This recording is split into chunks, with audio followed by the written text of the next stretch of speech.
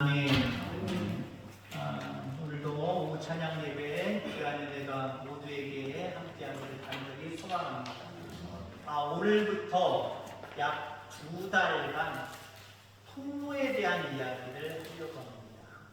복의 통로라고 하는 제목으로 조금씩 영역을 좀 확대해가면서 함께 은혜를 나누도록 하겠습니다.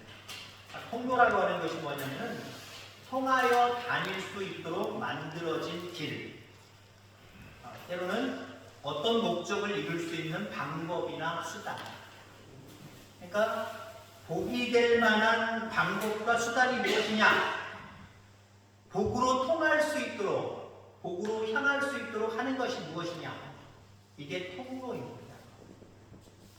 하나님만이 진정한 통로이심을 믿습니다. 제가 이곳에 온 지도 3달, 거의 4달이 다 돼갑니다. 얼마 안 됐죠. 저는 목회지를 지금 30년 동안 목회하면서 몇 번 옮겼어요. 하나님 앞에 기도하고 옮기는 거죠. 가만히 있는데 옮겨라 그러진 않았던 것 같아요. 제가 그냥 옮기고 싶어서 하나님 좀 옮기고 싶은데요. 하나님 어떻게 생각하세요? 기도하고 그렇게 추진을 합니다만은 제가 목회지를 이렇게 바꿀 때에 저 나름대로의 철칙이 있어요. 어떤 철칙이 있냐면 제가 가고자 하는 그곳을 향하여 하나님이 통로가 되게 하여 주옵소서. 하나님만이 나의 통로가 되십니다. 그걸 주장했어요. 그래서 흔히 제가 초창기 처음에는 하도 이제 신학을 바로 졸업하자마자 목회를 시작을 하다 보니까 어른 목사님을 찾아가고 존경하는 목사님을 찾아가서 한 분에게 목사님 저 단독 목회하고 싶어요. 그게 94년도거든요. 좀 소개시켜 주세요. 잘 몰랐으니까 소개시켜달라고 했어요. 그 다음부터 제가 목회지를 바꿀 때 어떤 목사님들을 찾아가서 목사님 다리 좀 봐주세요. 통로 좀 배워주세요. 한 적이 거의 없습니다. 그냥 은밀하게 하나님만 아세요. 하나님 뜻이면 통로가 되어주셔서 그곳으로 가게 하시고 하나님 뜻이 아니면 통로 꽉 막아주세요. 막아서 못 가는 경우들도 있고요. 이렇게 그 하나님이 통로를 열어주셔서 온 경우들도 있어요. 여러분 하나님만이 여러분의 참된 복의 통로로 여길 수 있게 되기를 주의 이름으로 축원합니다. 다른 곳에서 찾지 말아요. 세상에서 찾지 마시기 바랍니다. 하나님 앞에 맡기고 기도하면 막혀져 있는 상황 가운데도 뚫어주시는 분이에요. 에베소서 2장 14절에 보니까 그는 우리의 화평이신지라 둘로 하나를 만드사 원수된 것 곧 중간에 막힌 담을 자기 육체로 거시고 십자가에 못 박혀 달려 돌아가심으로 인해서 막힌 담을 허셨답니다. 막힌 담을 뚫어주셨대요. 통로가 되어주셨다는 거예요. 그는 우리의 화평이신지라. 이 말을 제가 오늘 이렇게 말씀을 바꾸고 싶습니다. 그는 우리의 통로이신지라. 아멘. 그분의 이름으로 나아가면 막힌 게 없어요. 다 뚫리게 되어 있어요. 자, 그러면 우리 하나님을 뚫어주시는 통로이십니다. 우리 가운데 무엇이든지 목적을 이루게 하시는 하나님입니다. 자, 그래서 광범위하게 그분은 복의 통로다.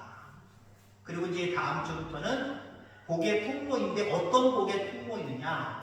건강의 통로일 수도 있고요. 영적인 은혜의 통로일 수도 있고 여러 가지 모습으로 한 2달 동안 함께 말씀을 나누고자 합니다. 우리는 구원받은 하나님의 자녀들이지요.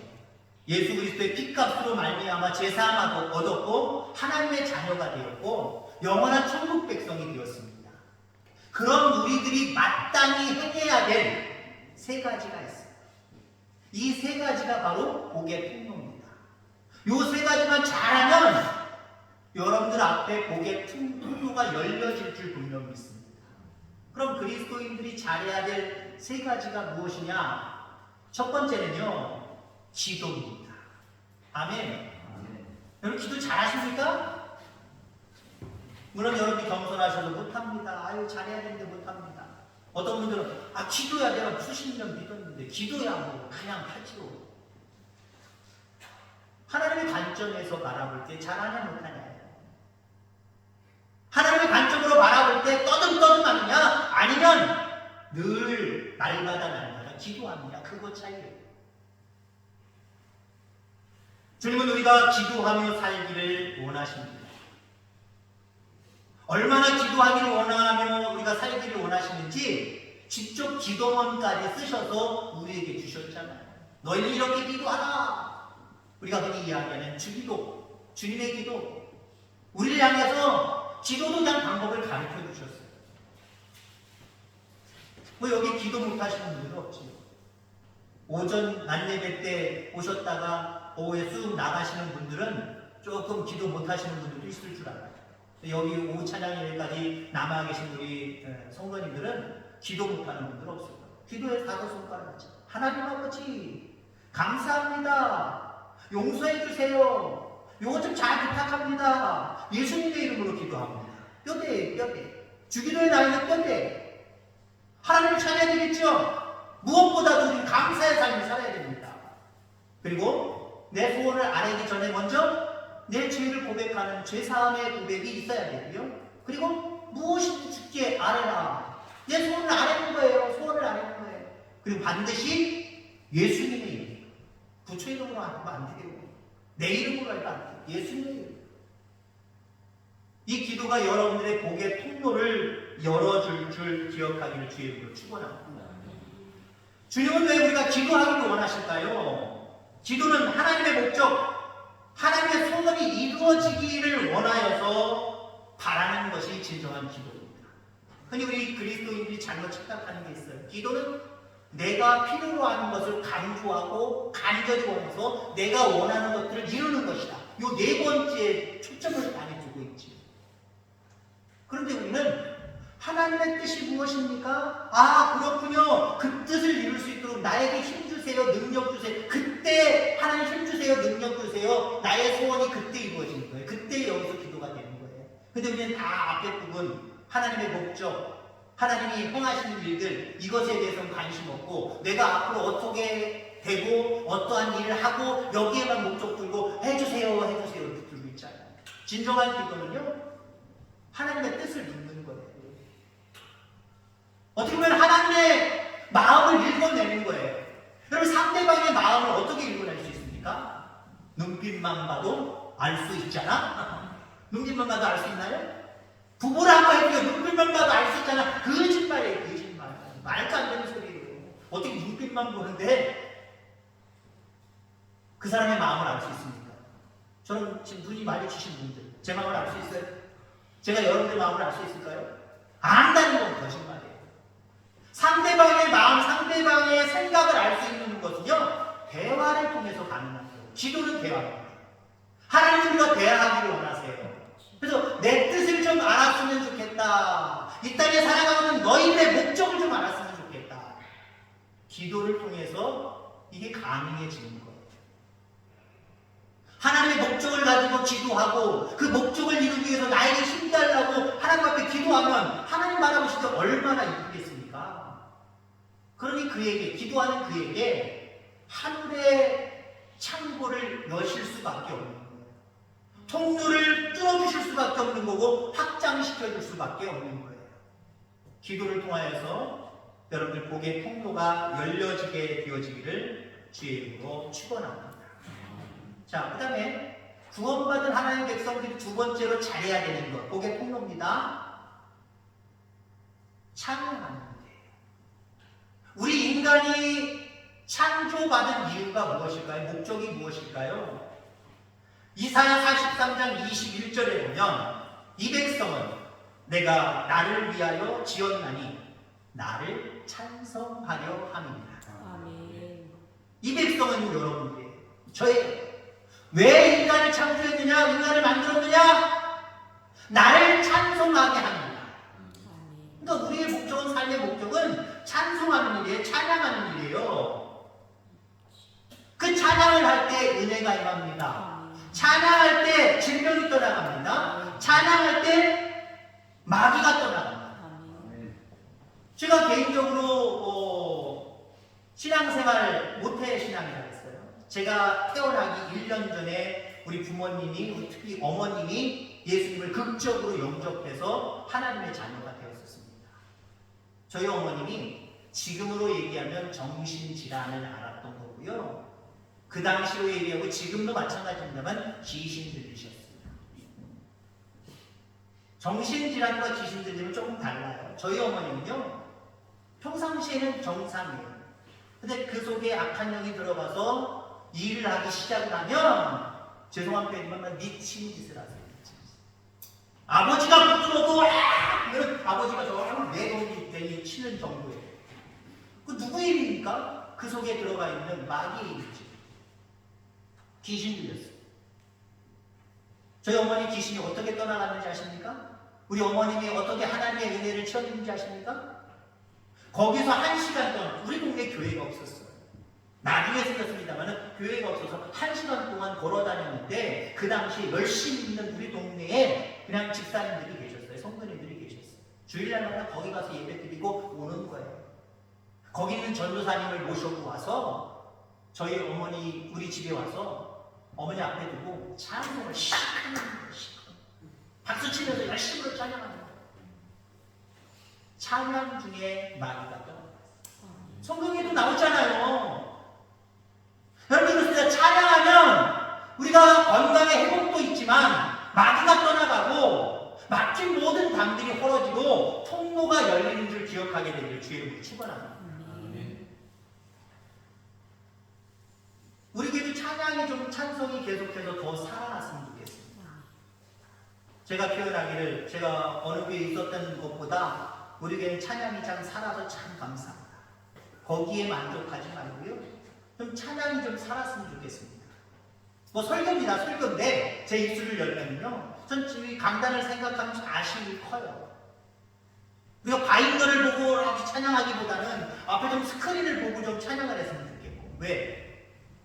우리가 뭐 잊지 말아봐야 하나님 바라보고 이렇게 하면 하나님 안 바라보는 건 아니지만, 예배 시간에 고개 숙이고 찬송하기보다는 그래도 목청도 여러분들 좀 정자세를 가질 때 목청이 나오는 거예요. 이렇게 하면 소리가 잘 안 나와요. 하나님을 찬양하는데 여러분 조근조근한 목소리로 찬양할 거예요?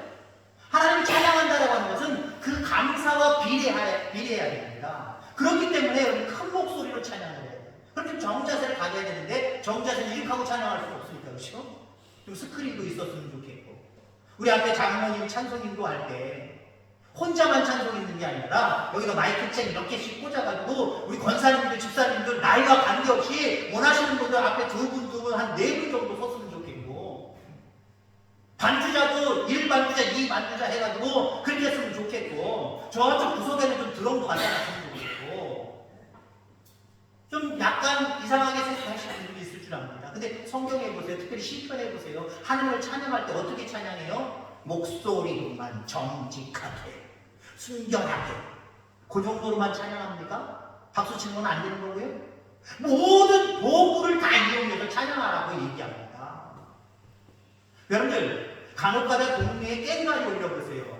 사물놀이 해보세요. 목사인 저도 그 옆에 지나갈 때는 이래요. 어깨가 들썩들썩해요. 목사인 저도요. 좀 자제를 해서 그렇죠. 우리 성도님들 안 계시니까. 하고 제가 자제를 해서 그렇죠. 그 깽가리 소리만 듣고 사물놀이 소리만 들어도요, 으쓱으쓱해요. 하나님을 찬양하는데도요, 모든 도구를 다 이용하라고 말씀했어요. 그랬으면 좋겠어요.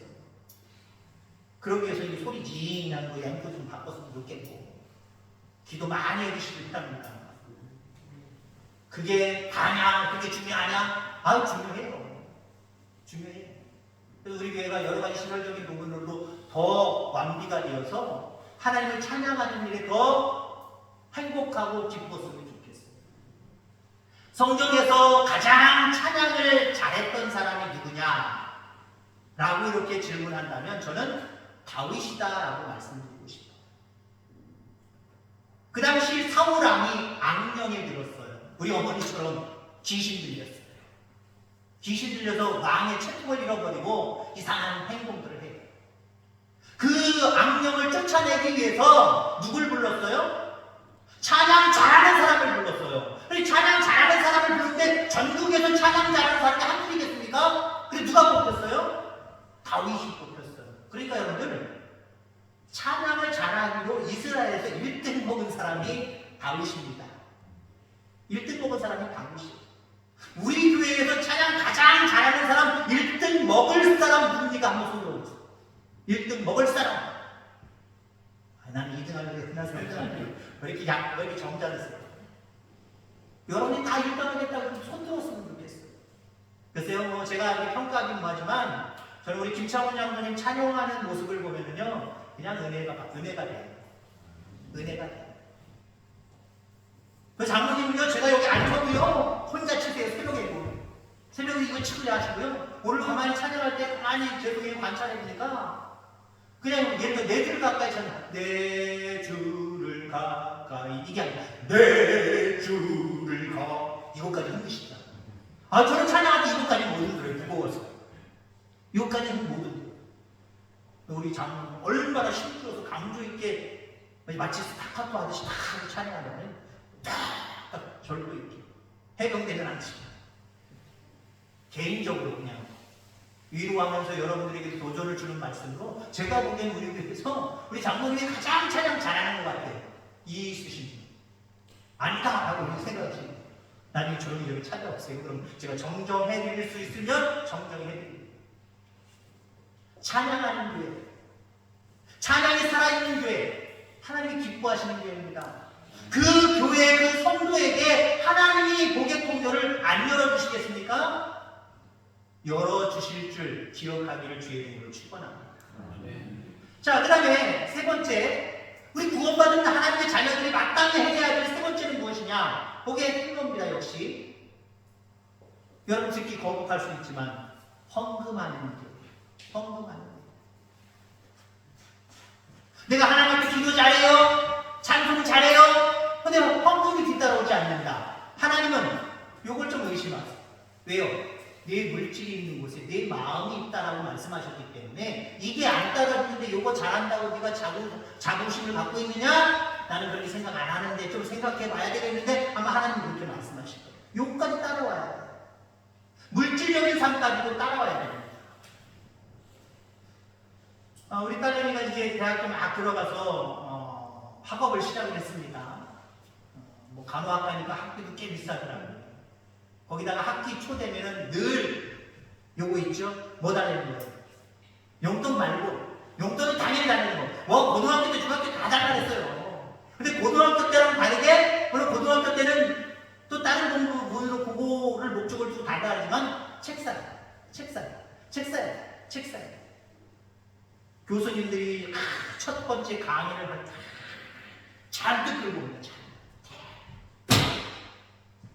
그러면서 과목에 대해서 설명을 하면서 이 책은 꼭 사셔야 됩니다. 요거는 메인 텍스트로 이용할 거니까 요 책은 꼭 사셔야 되고 요 책은 사도 되고 안 사도 되는데 요거 읽고 독후감 쓰셔야 됩니다. 10장 내고 딱 설명해요.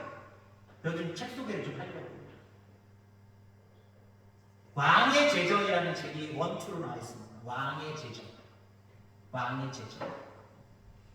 하나님의 재정 관리라고 하는 의미도 하겠지요.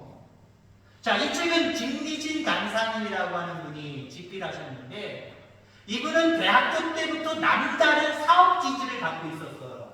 그 남다른 사업 기질을 가지고 많은 돈을 모았습니다. 근데 보증 한 번을 잘못 써가지고요 완전히 바닥을 끼는데 하루아침에 50억의 빚을 집니다. 근데 4년 반 안에 이 50억의 빚을 다 갚고도 쫙쫙쫙 치고 나가기 시작했어요. 그래서 그가 이렇게 될 수 있었던 비결을 이야기하는데 하나님의 방법이었다. 물질에 대해서 하나님의 방법을 가지고 그렇게 사용했더니 그렇게 활용했더니 하나님이 나에게 물질의 복을 허락해 주시더라. 그 내용을 기록하고 있는 책이 이 책입니다. 요거는 사셔도 되고 안 사셔도 상관없습니다. 필요하시면 저한테 말씀해 주시면 제가 빌려드리도록 하겠습니다.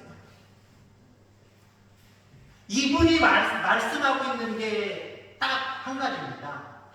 성경적 재정 원칙을 가져라. 성경적 재정 원칙. 내가 생각하는 대로 물질을 사용하지 말고 성경에 어떻게 물질을 사용하는 것이 귀하고 하나님을 기쁘시게 하는 것인지 이 방법을 선택해라 라고 이야기합니다. 그러면서 그 방법을 가르쳐줘요. 삶의 주인을 바꿔라. 삶의 주인을 바꿔라. 돈의 노예인 삶에서 하나님의 노예가 되는 삶으로 바꾸려는 거예요. 하나님을 인생의 주인으로 보시는 주인 바꾸기가 중요하다라고 이야기합니다. 주인이 바뀌면 내 것은 내 것이 아니라 주인 거예요. 주인 거예요. 그런 관점으로 물질을 사용하면 하나님 기뻐하실 수밖에 없고 물꼬를 여실 수밖에 없다. 물질의 복을 주실 수밖에 없다라는 거예요. 그래서 자기 자신이 이렇게 했더니 거룩한 부자의 삶을 살게 되겠다라고 말하고 있습니다. 여러분들 거룩한 부자들이 다 되기를 주의 이름으로 축원합니다.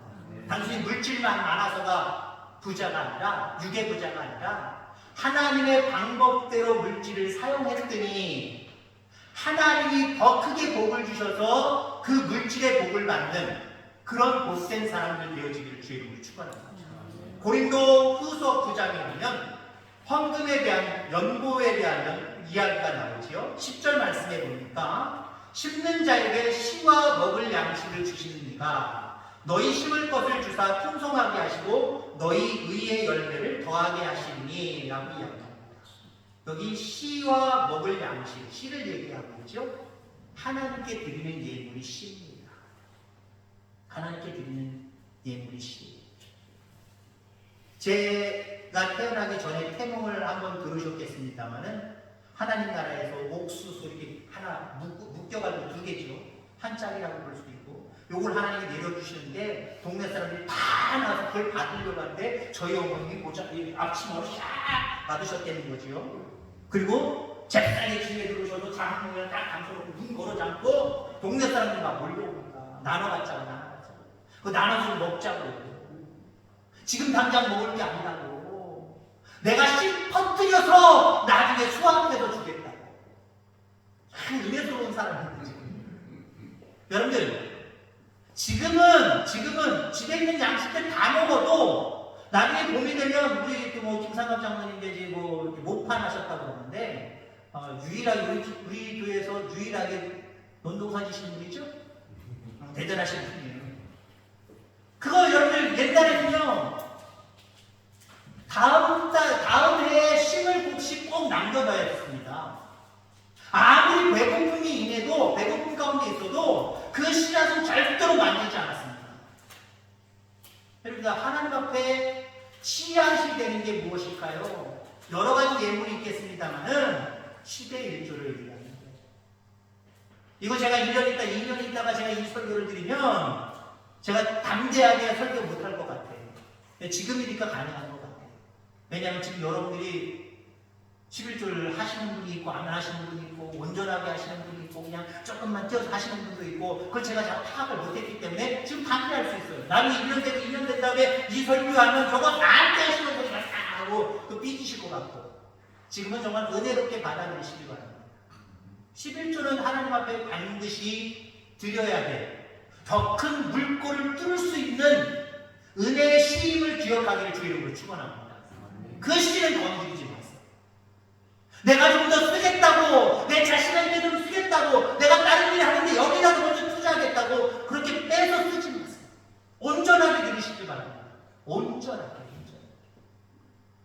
미국에 있는 저희 작은 매형이 잘 나가는 사람입니다. 잘 나가는데 저는 속이 그냥 물 한 통이 터져요. 잘 나가는 만큼 잘 써야 되는데 잘 못 써요. 제가 싫은 소리는 잘 안 해요. 그냥 내버려둬요.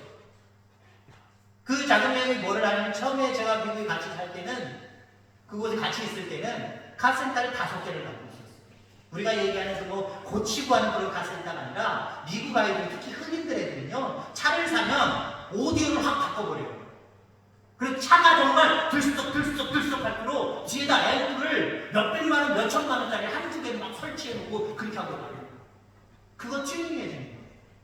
그리고 지금은 익숙합니다만은 한 지금부터 2000년 전이니까 2000년대 요때입니까? 지금 또 한 20년 전, 25년 전 그때는 알람으로 처리했잖아요. 문 닫고요. 지금은 차 좋은 것들은 누르기만 하면 바깥에서 시동이 걸리지만 옛날엔 그렇지 않았어요. 알람으로 겨우 문 닫고 여는 거 그 정도밖에 안 됐단 말이죠. 그 사업을 했단 말이에요. 근데 지금 다 그 간두고요. 지금 뭐 하냐면요. 코스트코라고 그러죠. 코스트코. 정확한 내가 명칭을 잘 모르겠습니다만은 한국에 있는 물건, 동남아에 있는 물건, 세계에 있는 물건을 미국 코스트코로, 미국에 있는 물건들을 각각 나라의 코스트코로 연결하는 디귿독 역할을 하는 거예요. 소개자 역할을 하는 거예요. 요거 소개만 하나만 잘해도요, 그거 팔리는 만큼 가만히 앉아서 돈 걷어드립니다. 돈을 얼마나 버는지 저는 잘 모르겠어요. 제가 미국에서 목회할 때 저희 교회에 다녔어요. 근데 목회자 가정이잖아요. 어찌됐든 간에. 11조를 하는 거예요. 11조를. 속이 툭 터졌어요. 11조를 하는 거예요. 목사님 누나가, 목사님 내용이 11조를 하는 거예요. 참다가 제발 하나님의 것이니까 내 거라고 생각하지 말고 11조 좀 드려. 11조 좀 드려. 그랬더니 드리긴 드리는데 온전하게 안 드리고 말 그대로 월정헌금. 월정. 월마다 이 정도는 내가 그냥 체면상 드려야지 하고 정해놓은 띄워놓은 5만 원 아니면 10만 원, 20만 원 이거 띄워서 드리는 거예요. 아니 이분들의 형편이라면 이게 아닌데 그만큼만 드리는 거예요. 뭐 그걸 제가 만족해야지 어떻게 해요. 그 다음에 다시 책망할 기회가 없어서 책망을 안 했었습니다만은 하나님은 다 기억하고 계세요. 하나님 다 알고 계세요. 이 씨를 어떻게 내가 관리하느냐 이것에 따라서 그 다음에 농사가 자라고 그 다음까지 연결되는 거예요. 지금 당장 올해 내가 쓰고 싶다, 먹고 싶다, 내 마음대로 하면 내 속은 좋을지 모르지만 그 당시에는 좋아질지 모르지만 내년을 기약할 수 없는 거고 후년을 기약할 수 없는 거예요. 여러분들의 인생을 그렇게 기약 없는 인생으로 만들지 마시길 바랍니다. 영원까지 생각할 수 있는 사람들이 그리스도인 아니에요, 여러분들? 그리고 이 땅에 살아가는 동안에도 영원까지 생각하는 사람들이 겨우 눈앞에만 생각해서 하나님의 것을 도적질하는 모습이 아니라 하나님 앞에 온전히 예물 생활도 잘 감당하시길 바랍니다. 그게 복의 통로입니다. 말씀을 정리합니다. 여러분들에게 복의 통로가 열려지길 바랍니다. 하나님은 무엇이든지 통로가 되셔서 열어주시는 분이에요. 우리 의원님께도 이번에 통로가 열려서 원하는 목적을 이루시기를 간절히 소망합니다. 제가 설교 시간에 이런 얘기 왜 하는지 모르겠지만 아무튼 오셨으니까 하나님의 귀한 축복의 말씀 전해줘야 될 거 아닙니까? 여러분도 마찬가지예요. 통로가 열려지기를 간절히 소망합니다. 그냥 열려지는 게 아니에요. 기도하는 삶, 찬송하는 삶, 마지막 뭐죠? 온전하게 씨를 바치는 예물 생활하는 삶. 이 삶을 통해서 하나님은 우리의 죄의 담을 헐어버리시고 통로를 열어주셔서 하나님과 하나 되게 하셨듯이 여러분에게 물꼬를 열어주셔서 복받는 인생, 복받는 삶을 살아가게 하실 줄 분명히 믿습니다. 기도하겠습니다. 하나님 아버지